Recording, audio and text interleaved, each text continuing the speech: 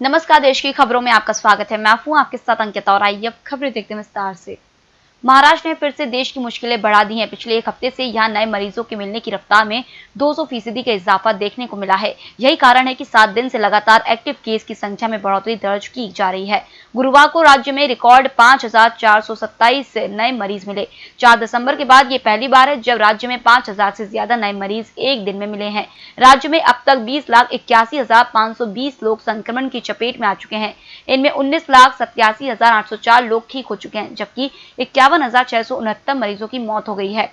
40,858 मरीज ऐसे हैं जिनका इलाज चल रहा है।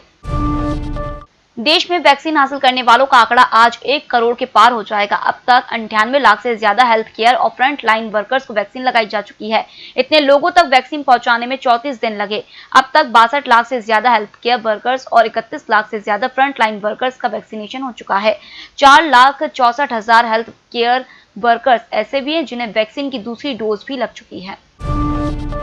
जम्मू कश्मीर के शोपिया में गुरुवार देर रात सुरक्षा बलों ने कुछ आतंकियों को घेर लिया। सुबह तक चली मुठभेड़ में 3 आतंकी ढेर हो गए। उधर बड़गाम में एनकाउंटर के दौरान एक एसपीओ शहीद हो गए। यहां शुक्रवार सुबह करीब 6 बजे सुरक्षा बलों और आतंकियों के बीच मुठभेड़ शुरू हुई थी। शोपिया में मारे गए तीनों आतंकी लश्कर-ए-तैयबा से जुड़े थे। कश्मीर जोन पुलिस ने दोनों एनकाउंटर की जानकारी देते हुए बताया कि शोपिया में मुठभेड़ वाली जगह से हथियार और गोला बारूद बरामद किया गया है। वहीं बड़गाम में आतंकियों से मुकाबले के दौरान एसपीओ मोहम्मद अल्ताफ शहीद हो गए।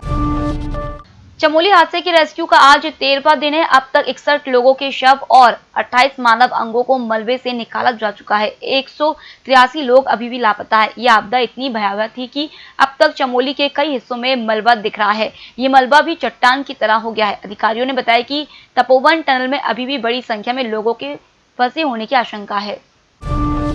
दुनिया के सबसे बड़े वैक्सीनेशन प्रोग्राम के तहत अब तक कोरोना वैक्सीन की करीब 58 लाख डोज हेल्थ केयर और फ्रंट लाइन वर्कर्स को दी जा चुकी है। वैक्सीनेशन के 34वें दिन शाम 6 बजे तक वैक्सीन की 3,17,190 डोज दी गई। इसके साथ देश में वैक्सीनेशन का आंकड़ा 98,46,523 पहुंच गया है। शुक्रवार को भारत वैक्सीन के 1 करोड़ डोज देने वाला देश बन जाएगा।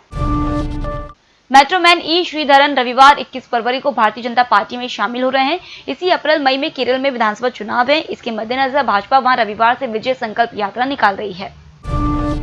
पौंडीचेरी में कांग्रेस सरकार के सियासी संकट के बीच उपराज्यपाल डॉक्टर तमिलिसाई सुंदरराजन ने 22 फरवरी को शाम 5 बजे विधानसभा में फ्लोर टेस्ट कराने का आदेश दिया है। अब मुख्यमंत्री वी नारायणसामी के नेतृत्व वाली कांग्रेस सरकार को सदन में यह साबित करना होगा कि उनके पास बहुमत है या नहीं, क्योंकि कांग्रेस के 4 विधायकों के इस्तीफे और 1 विधायक को अयोग्य ठहराए जाने के बाद नारायणसामी सरकार अल्पमत में आ गई है।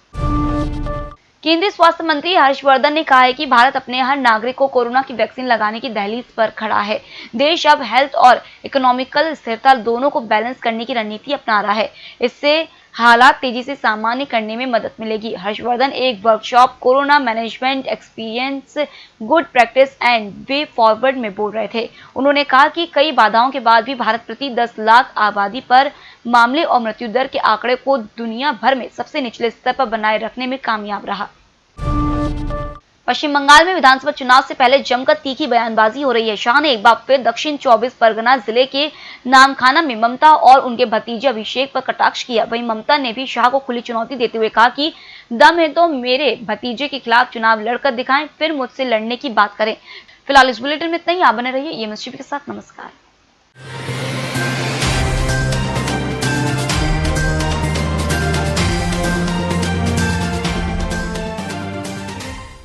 निष्पक्ष, निर्भीक और विश्वसनीय खबरें देखें सिर्फ EMS टीवी पर। डाउनलोड करें EMS न्यूज ऐप। सत्ता के गलियारों से गांव की गलियों तक देखिए हर खबर अपने मोबाइल पर। डाउनलोड कीजिए EMS न्यूज ऐप।